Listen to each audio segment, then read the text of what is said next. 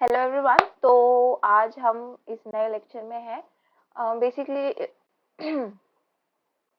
हाँ, तो हम देख लेते हैं कि हमने कल क्या क्या पढ़ लिया था। तो हमने ये देखा था, हम लोग यहाँ पर कहीं थे। हाँ, कि procedure of framing laws by the president, कि क्या प्रोसीजर होता है लॉज बनाने का प्रेसिडेंट के द्वारा, हमने ये देखा था।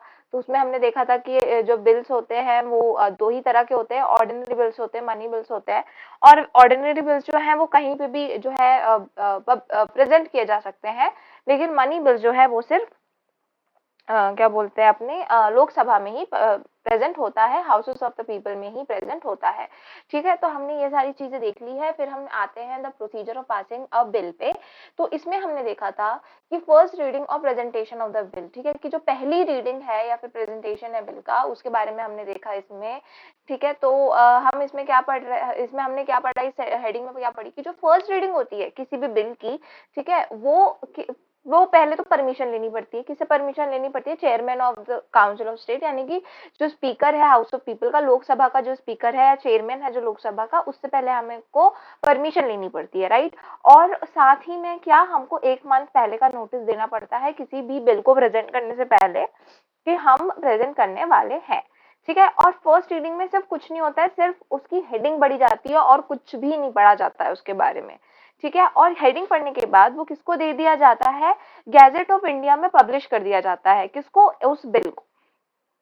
फिर जो सेकेंड रीडिंग होती है उसमें क्या होता है कि गैजेट ऑफ इंडिया में जो पब्लिश किया उसकी सारी कॉपी सारे ही मेंबर्स में बांट दी जाती है। ठीक है, और उसके बाद उस हर सारे मेंबर जो है उसको बहुत ही डिटेल में पढ़ते हैं। और अभी क्या डिस्कस किया जाता है? अभी भी पूरी बिल डिस्कस नहीं करी जाती है, अभी उसके जो बेसिक फीचर्स हैं, जो इंपॉर्टेंट फीचर्स है बिल के, सिर्फ उन्हीं को डिस्कस किया जाता है। ठीक है, अगर नेसेसरी है तो क्या किया जाएगा कि उस बिल को आगे भेज दिया जाएगा कि उसको कमिटी को भेज दिया जाएगा, कंबाइंड सेलेक्ट कमिटी को भेज दिया जाएगा। अभी कमिटी स्टेज पे क्या होता है कि सबसे पहले तो जो पूरा हाउस है, मतलब पूरा जो सभा है, उसको small small small small committees में बांटा गया हुआ है। ठीक है, हमें पता है। ठीक है, स्मॉल ये जो स्मॉल स्मॉल कमिटी है, इनके जो मेंबर्स होते हैं वो एक एक माइन्यूट डिटेल पढ़ते हैं उस बिल के बारे में कि क्या है, कैसा है, क्या बेसिकली ये बिल बोल रहा है और कहीं इसमें कुछ गलत तो नहीं है। कमिटी स्टेज पे जो मेंबर्स होते हैं वो अगर चाहें तो बिल को अपडेट भी कर सकते हैं अगर उसमें कोई करेक्शन की जरूरत है या फिर कुछ कोई चीज उसकी प्रॉब्लमैटिक है। ठीक है, तो ये सारी चीजें हमने पढ़ी थी। अच्छा, अब कमिटी स्टेज के बाद क्या होता है? अगर जो कमिटी स्टेज है उन्होंने अच्छे से पढ़ वढ़ लिया और अमेंडमेंट कर लिया अगर उनको जरूरत पड़ रही है तो उसके बाद क्या होगा कि ये जो लोग हैं वो अपने ये जो बिल को किधर भेज देंगे? चेयरमैन ऑफ लेजिस्लेटिव काउंसिल को भेज देंगे। ठीक है, speaker of house of people. तो इसको भेज दिया जाएगा अब ये बिल। ठीक है, आज अपन देख रहे हैं रिपोर्ट स्टेज। ठीक है, हमने अभी तक क्या देखा कि बिल की कितनी चीजें डिस्कस की गई हैं। एक तो हेडिंग एक बार बोला गया और एक बार क्या बोला गया, उसके इंपॉर्टेंट फीचर्स बोले गए। अब हम रिपोर्ट स्टेज पे देख रहे हैं कि अभी क्या होता है।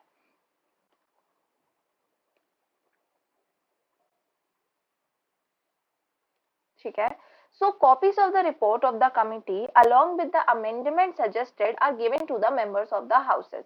ठीक है, तो जो कॉपीज होती हैं रिपोर्ट्स की कमिटी की along with the amendment suggested, suggested मतलब कि जो कमिटी स्टेज ने जो अमेंडमेंट सजेस्ट किया है उसके साथ जो कॉपीज होती हैं, रिपोर्ट किसकी? रिपोर्ट कमिटी ने जो रिपोर्ट बनाई उस बिल के ऊपर, वो रिपोर्ट और साथ में जो अमेंडमेंट उन्होंने सजेस्ट किए हैं वो चीज are given to the member of the houses.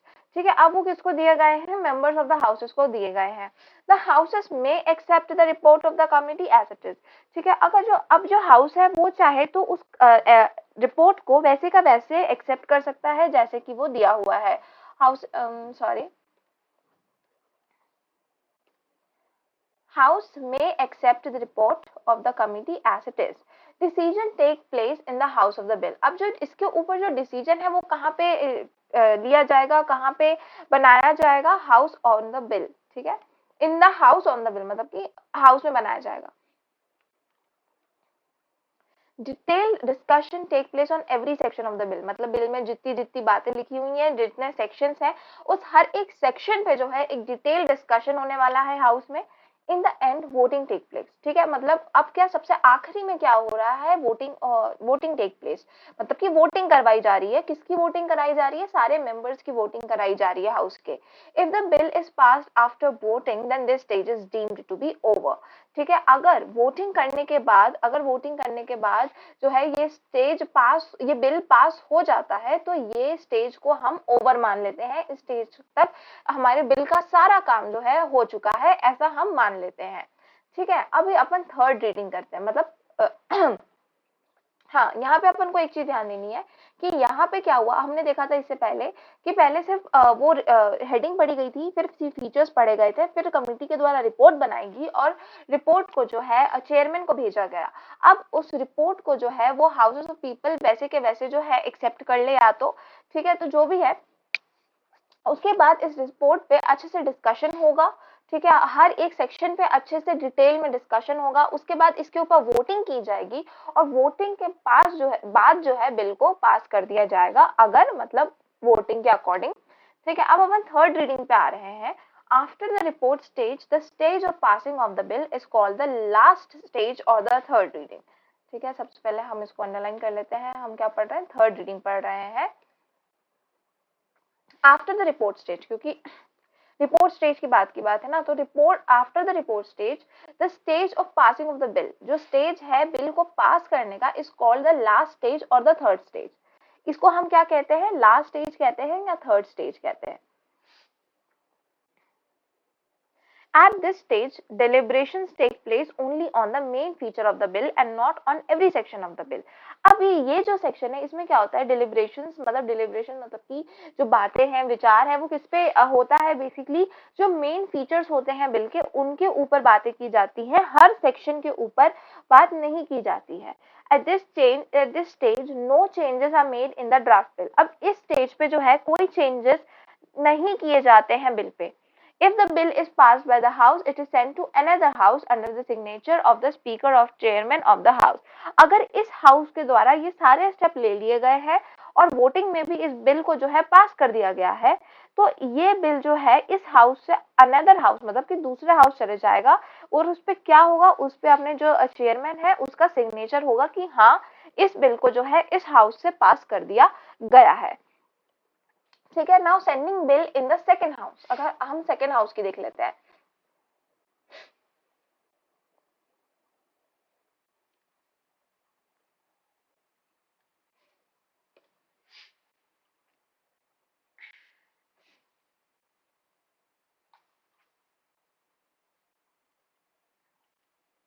When a bill is passed in one house, it is sent to another house. ठीक है, जब एक बिल जो है वो एक हाउस से पास हो जाता है तो वो दूसरे हाउस को भेज दिया जाता है in a force and manner.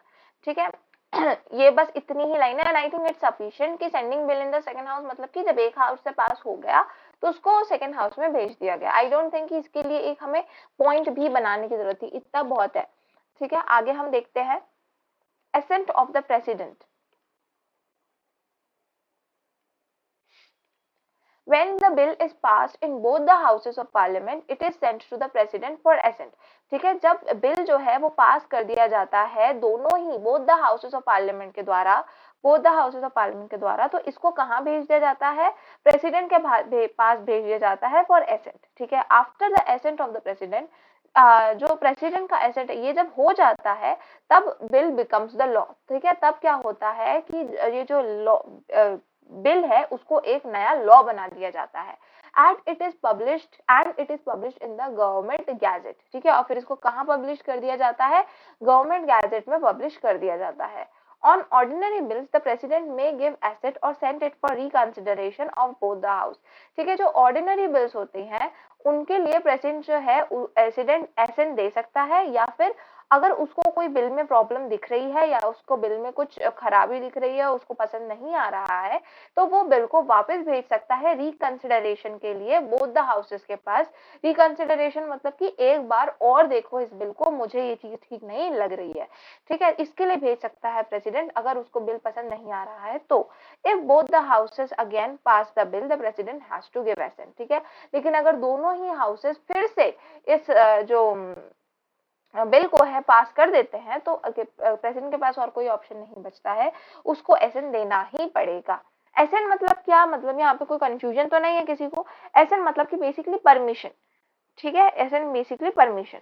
ठीक है, आगे जो ये थी ऑर्डिनरी बिल की कहानी, कि अगर दोनों ही हाउसेस ने बिल पास कर दिया और प्रेसिडेंट के पास आया उसकी एसेंट मांगने के लिए, तो उसको अपने एसेंट देना ही पड़े, मतलब एक बार वो ऑर्डिनरी बिल को रिजेक्ट कर सकता है, रिकंसिडरेशन के लिए भेज सकता है, लेकिन अगर वो फिर से पास कर दिया जाता है तो प्रेसिडेंट को उसको रजामंदी देनी ही पड़ेगी। लेकिन अब हम मनी बिल का देखेंगे कि क्या मनी बिल का भी कुछ इसी तरह की कहानी है।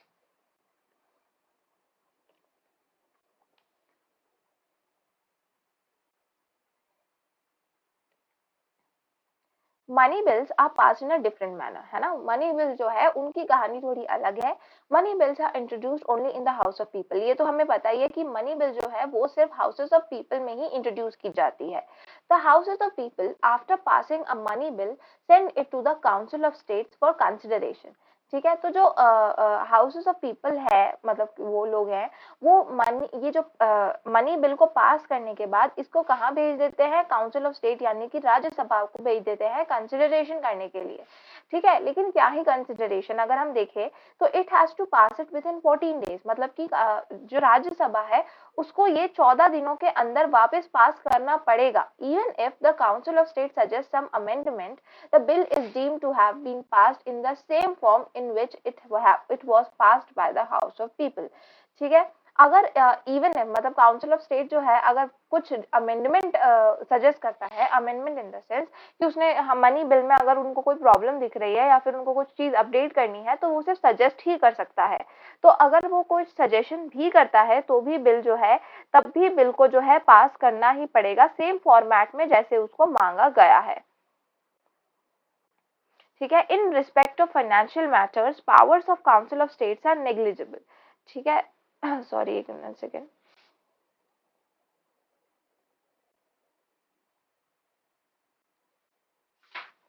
ठीक है, तो अगर हम देखें तो in respect of financial matters के रिस्पेक्ट में जो है powers of council of states are negligible, जो पावर है काउंसिल ऑफ स्टेट्स का वो एकदम ही नेग्लिजिबल है।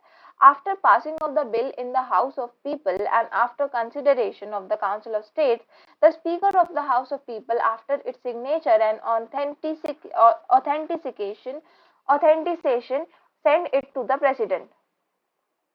यहाँ पे क्या लिखा है, after passing of the bill, जैसे ही बिल को जो है पास कर दिया गया है हाउस ऑफ पीपल के द्वारा, तब after consideration of the council of state, मतलब राज्यसभा के कंसिडरेशन के बाद the speaker of the house of people, जो लोकसभा का स्पीकर होता है, जो वो इस पे सिग्नेचर कर देता है। ठीक है, और उसके ऑथेंटिसेशन के बाद इसको जो है प्रेसिडेंट को भेज दिया जाता है। It is necessary for the president to put his signature, और ये प्रेसिडेंट के लिए नेसेसरी है कि वो अपना सिग्नेचर जो है उसमें मारे और अपना एसेंट दे। ठीक है, तो हम देख सकते हैं कि जो मनी बिल है उसकी स्टोरी किस तरीके से अलग है। ठीक है, मनी बिल जो है हाँ, तो हम देख सकते हैं कि मनी बिल जो है उसकी स्टोरी किस तरीके से इतनी अलग है। मनी बिल जो है वो वो क्या बोलते हैं, हाउसेस ऑफ पीपल यानी कि लोकसभा में लॉन्च की जाती है। ठीक है, और दूसरी बात क्या, काउंसिल इसको सिर्फ कंसिडरेशन के लिए भेजा जाता है राज्यसभा के पास। ठीक है, और राज्यसभा या फिर कह सकते हैं काउंसिल ऑफ स्टेट्स की जो यहाँ पे पावर है वो ऑलमोस्ट नेग्लिजिबल है, क्योंकि उनको 14 डेज के अंदर इसको जो है पास करना ही पड़ता है या फिर मनी बिल को देना ही पड़ता है, डीम करना ही पड़ता है। अगर वो चाहें कि, मतलब अगर उनको कोई अमेंडमेंट भी सजेस्ट करना है उसके बावजूद उनको बिल वैसे की वैसे ही पास करना पड़ेगा जैसे कि वो उसको मांगा गया था। ठीक है, हमने ये सारी चीजें देखी, उसके बाद हमने देखा कि जो स्पीकर होता है लोकसभा का, वो इस पे सिग्नेचर करता है जब इसको पास किया जाता है, और ये प्रेसिडेंट के लिए भी बहुत जरूरी है कि वो भी इस पे अपना सिग्नेचर करे। One second.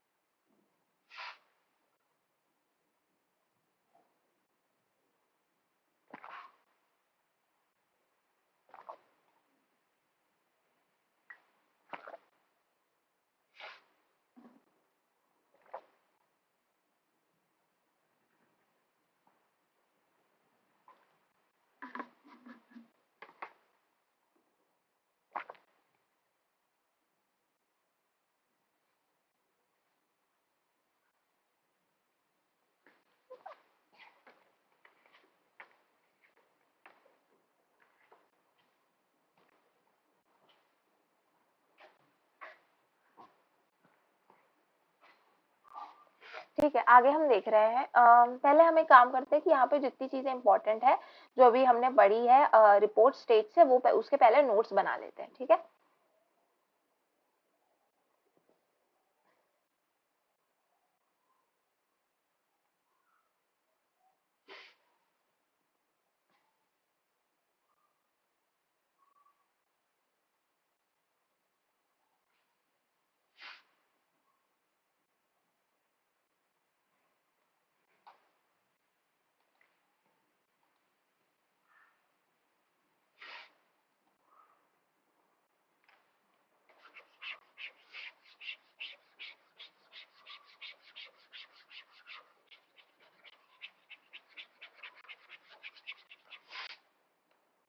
I am so sorry.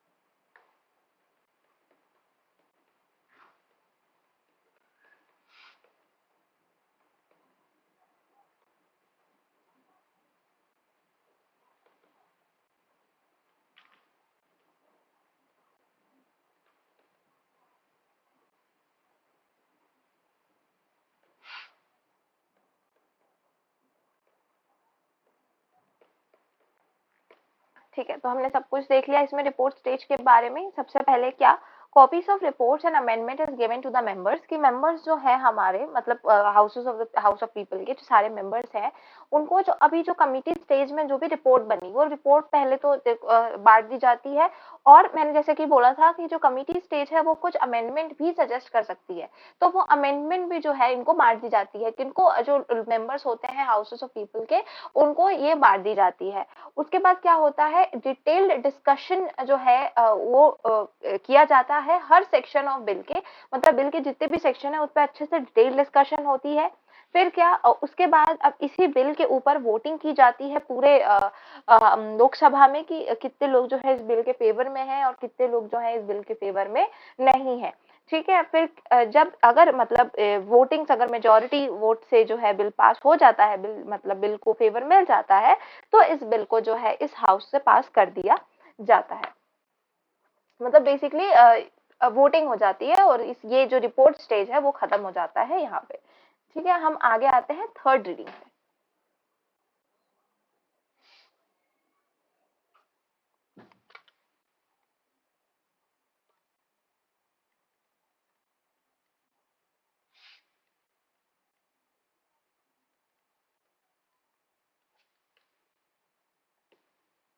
ठीक है, after a report stage the stage of passing of the bill is called the last stage और द थर्ड स्टेज। ठीक है।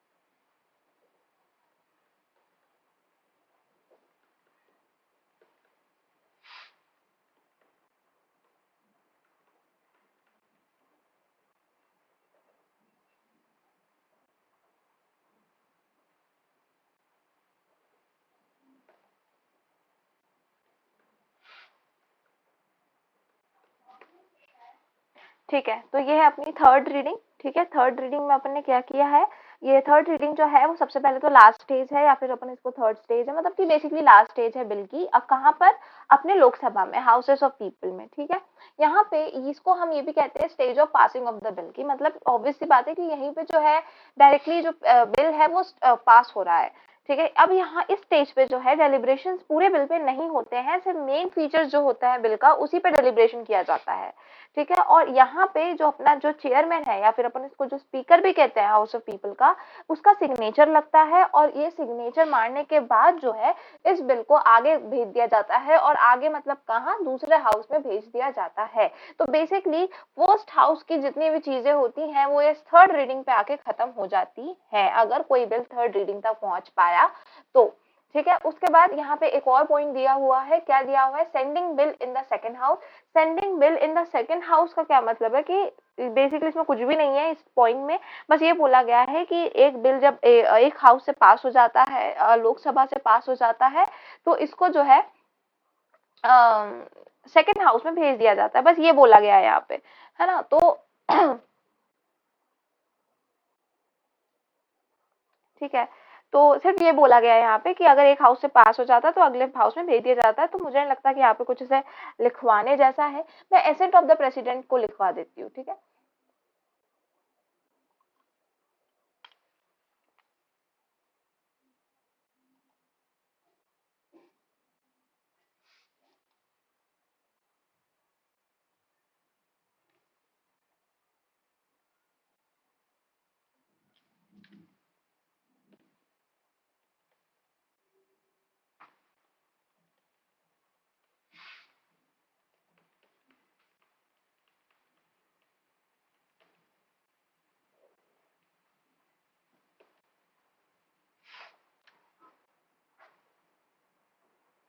ठीक है, तो यहाँ पे क्या,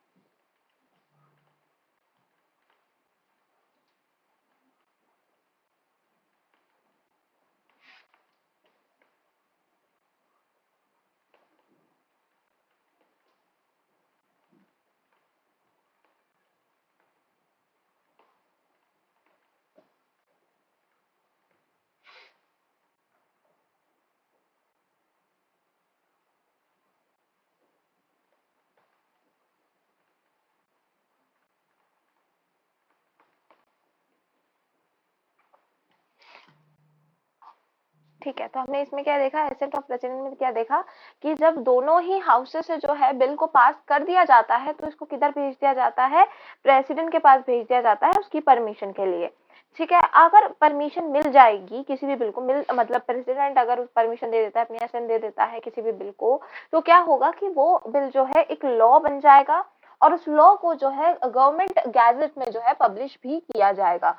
ठीक है, अब जो ऑर्डिनरी बिल्स होते हैं, अगर उसमें कोई भी प्रॉब्लम दिखती है, हमने देखा था पहले कि दो तरह के बिल्स होते हैं, एक ऑर्डिनरी बिल होता है और एक मनी बिल होता है, राइट। ऑर्डिनरी बिल जो है वो दोनों ही पार्लियामेंट में पब्लिश हो सकता है, लेकिन मनी बिल जो है वो सिर्फ हाउस ऑफ पीपल में ही पब्लिश किया जा सकता है। तो हम क्या यहाँ पे देख रहे हैं कि जो ऑर्डिनरी बिल है उसमें अगर कोई प्रॉब्लम दिखती है प्रेसिडेंट को, तो वो उसको वापस रिकंसिडरेशन के लिए भेज सकता है, वापस उसको जो है लोग दोनों हाउसेस में दे सकता है कि मेरे को इसमें कोई प्रॉब्लम दिख रही है, आपको इसको वापस रिकंसिडर करना चाहिए। ठीक है, लेकिन अगर दोनों ही हाउसेस ने फिर से उस बिल को पास कर दिया, ठीक है, रिकंसिडरेशन के बाद, तो प्रेसिडेंट जो है अब उसके पास और कोई ऑप्शन नहीं बचता है, उसको अपना एसेंट देना ही पड़ेगा। ये बात तो हमने करी किसकी, ऑर्डिनरी बिल्स की। अब हम जरा देख लेते हैं कि क्या मनी बिल्स के साथ भी यही है, हमने जो पढ़ा है उसके अकॉर्डिंग। ठीक है,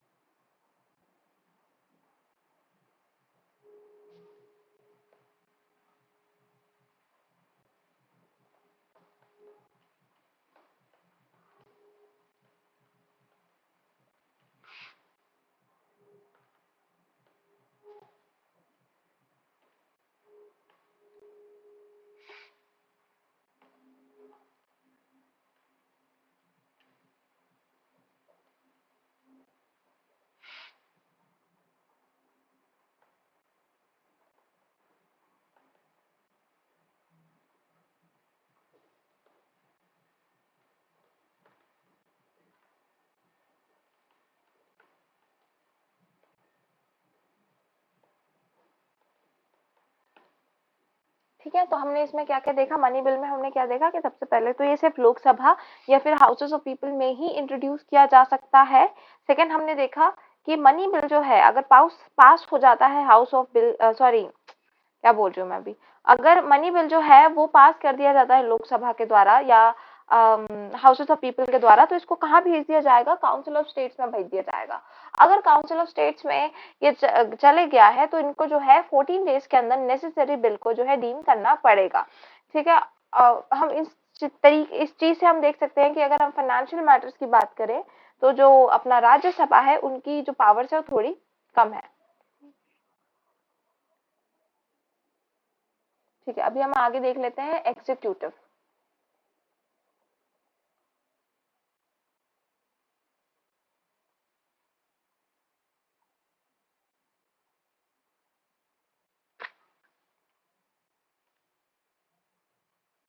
ठीक है।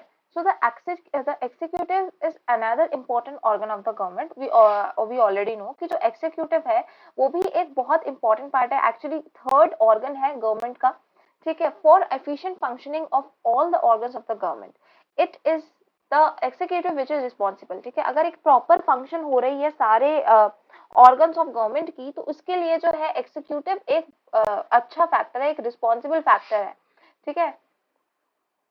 Hmm, efficient functioning of all organs, I'm so sorry।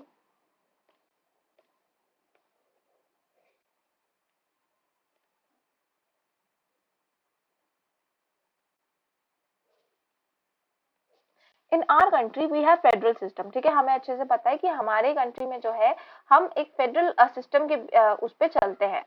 Therefore the executive is of two types, और इसी वजह से जो एग्जीक्यूटिव भी होते हैं वो दो तरह के होते हैं। ठीक है, सेंट्रल एग्जीक्यूटिव होते हैं फॉर द सेंट्रल एडमिनिस्ट्रेशन, और स्टेट एग्जीक्यूटिव होते हैं for administration in the states. ठीक है। तो क्योंकि फेडरल सिस्टम का क्या मतलब होता है, ठीक है, कि जो पावर जो है वो वर्टिकली डिवाइडेड होता है, या फिर हम कह सकते हैं एक यू नो एक जो अ, जब फेडरल सिस्टम में हमने क्या बातें करी थी, जो है फेडरल सिस्टम हम कैसे एक्सप्लेन करेंगे अच्छे से, कि जब बहुत सारे स्टेट जो है साथ में आके कंट्री बनाते हैं तो उसे हम फेडरल सिस्टम बोलते हैं। और ऐसे वक्त पे सारे ही स्टेट्स जो हैं, सारे ही अलग अलग यूनिट्स जो हैं, उन सबके पास जो है कुछ कुछ कुछ पावर्स होती है। तो ऐसे ही किसी फेडरल सिस्टम के पे जो है इंडिया भी वर्क करता है, हम फेडरल सिस्टम को फॉलो करते हैं। तो इसी कारण से हमने देखा था पिछले वाले चैप्टर में भी कि स्टेट गवर्नमेंट के पास कुछ इंडिविजुअल पावर्स होते हैं और सेंट्रल गवर्नमेंट के पास कुछ इंडिविजुअल पावर्स होते हैं। और इसीलिए हम अगर हमारे एक्सिक्यूशन की बात करें, अच्छा एक्सिक्यूटिव होते कौन है, एक्सिक्यूटिव वो लोग होते हैं जो कि बेसिकली किसी भी चीज को एक्सिक्यूट करे, किसी भी चीज को एक्सिक्यूट करेंगे। यहाँ पे क्या एक्सिक्यूट करेंगे ये लोग, लॉ को जब एक्सिक्यूट करे, कानून को जो है संभाले, संभाल के रखें, और ये देखें कि कहीं कानून का कोई उल्लंघन तो नहीं कर रहा। तो ये जो लोग हैं जो इस तरीके से हमारे कानून की रक्षा करते हैं, लॉ की रक्षा करते हैं, उन्हें हम क्या बोलते हैं, एग्जीक्यूटिव बोलते हैं। तो अब जो एग्जीक्यूटिव भी होते हैं वो दो तरह के होते हैं, हमने जैसे देखा सेंट्रल एग्जीक्यूटिव जो कि सेंट्रल एडमिनिस्ट्रेशन को देखेंगे, स्टेट एग्जीक्यूटिव जो कि स्टेट एडमिनिस्ट्रेशन को देखेंगे। The central executive comprises of the president. जो सेंट्रल एग्जीक्यूटिव है वो उसमें क्या कौन कौन लोग होते हैं, उनमें सबसे पहले तो एक प्रेसिडेंट होता है।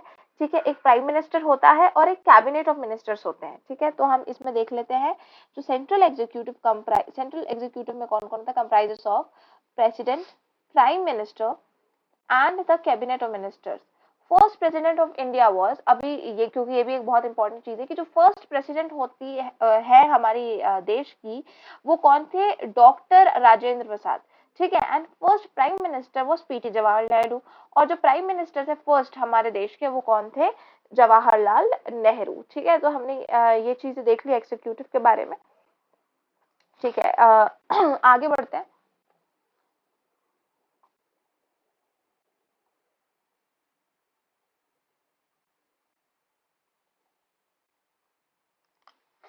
The president.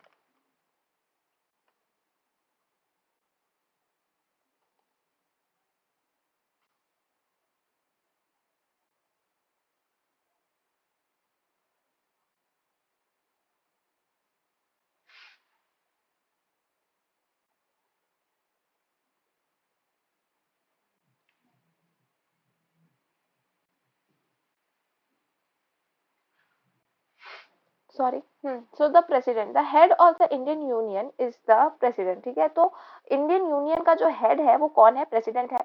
The president is elected by N electoral colleague, ठीक है। तो हमने ये पहले भी पढ़ा था कि जो प्रेसिडेंट है वो कैसे इलेक्ट होता है, एक इलेक्टोरल कलीग से जो है प्रेसिडेंट को इलेक्ट किया जाता है। It comprises members of both the houses, ठीक है, जिसके अंदर जो है बोथ द हाउसेस के मेंबर्स होते हैं सबसे पहले तो, और elected members of the state legislative assemblies, और स्टेट लेजिस्लेटिव असेंबली से भी कुछ इलेक्टेड मेंबर्स होते हैं, ठीक है। Qualification for the post of president, ठीक है। तो भाई पोस्ट ऑफ प्रेसिडेंट के लिए कुछ ना कुछ क्वालिफिकेशन होगी, तो हम उस क्वालिफिकेशन की बात कर लेते हैं। He she should be the citizen of India, कि सबसे पहले तो भैया वो इंडिया का सिटीजन हो, तो सबसे बेसिक जो है क्वालिफिकेशन रिक्वायर्ड है। सेकंड क्या, should have maintain 35 years of age, ठीक है, कम से कम 35 साल से जो है ऊपर का होना चाहिए, ठीक है। Should have qualification to become member of parliament, ठीक है, एटलीस्ट उसके पास वो क्वालिफिकेशन होनी चाहिए जिससे वो मेंबर ऑफ पार्लियामेंट बन सके, ठीक है। देन व्हाट, फोर्थ पॉइंट क्या है, should not be on any office of profit in the union और एनी स्टेट गवर्नमेंट, मतलब कि किसी भी कोई ऑफिस नहीं रन करे, किसी भी प्रॉफिट प्रॉफिट का कोई ऑफिस नहीं रन करना चाहिए उसको, ठीक है, यूनियन में भी और स्टेट गवर्नमेंट में भी, ठीक है। should not be on any office of profit in the union or any state government, ठीक है। तो ये सारी जो है क्वालिफिकेशन है किसकी, हमारे पोस्ट ऑफ प्रेसिडेंट के लिए, ठीक है। तो देख लेते हैं हम जरा।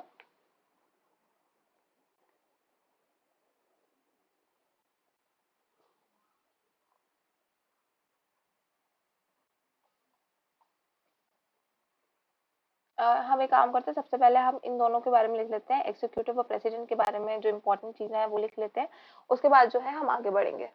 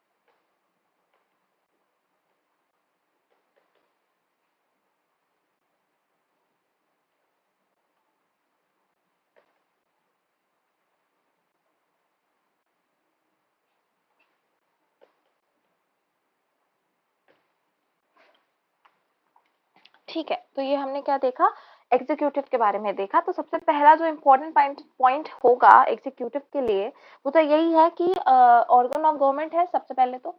1 सेकेंड। ठीक है, तो सबसे पहले तो एग्जीक्यूटिव के लिए सबसे इम्पोर्टेंट पॉइंट क्या है कि एक ऑर्गन ऑफ गवर्नमेंट है। ठीक है, सेकेंडली क्या रिस्पॉन्सिबल है, एक प्रॉपर फंक्शनिंग, मतलब वही तो रिस्पॉन्सिबल है जो एग्जीक्यूट कर रहा है। ठीक है, तो पूरे गवर्नमेंट को ढंग से चलाने के लिए रिस्पॉन्सिबल है। ठीक है, क्योंकि हमारे देश में जो है एक फेडरल सिस्टम वर्क करता है, तो उसके कारण जो है हमारे एग्जीक्यूटिव्स भी दो तरह के हैं। ठीक है, central executive for central administration, central executive है सेंट्रल एडमिनिस्ट्रेशन के लिए, और स्टेट एग्जीक्यूटिव है स्टेट के एडमिनिस्ट्रेशन के लिए। ठीक है, अब जो सेंट्रल एडमिनिस्ट्रेशन है वो क्या क्या कंप्राइज करते हैं, सबसे पहले तो प्रेसिडेंट हो गया, प्राइम मिनिस्टर हो गया, कैबिनेट ऑफ मिनिस्टर्स हो गए। ठीक है, तो ये सारी चीजें कंप्राइज करते हैं कौन, सेंट्रल एडमिनिस्ट्रेशन। ठीक है, अब उसके बाद क्या, जो फर्स्ट प्रेसिडेंट ऑफ इंडिया है वो कौन थे, डॉक्टर राजेंद्र प्रसाद थे। और फर्स्ट प्राइम मिनिस्टर जो थे इंडिया के वो कौन थे, जवाहरलाल नेहरू थे। ठीक है, इसके बाद हमने पढ़ा प्रेसिडेंट के बारे में। ठीक है, अब इसके जो नोट्स हैं ये मैं अगले क्लास में दिखा दूंगी। ठीक है, अभी तक के लिए इतना ही।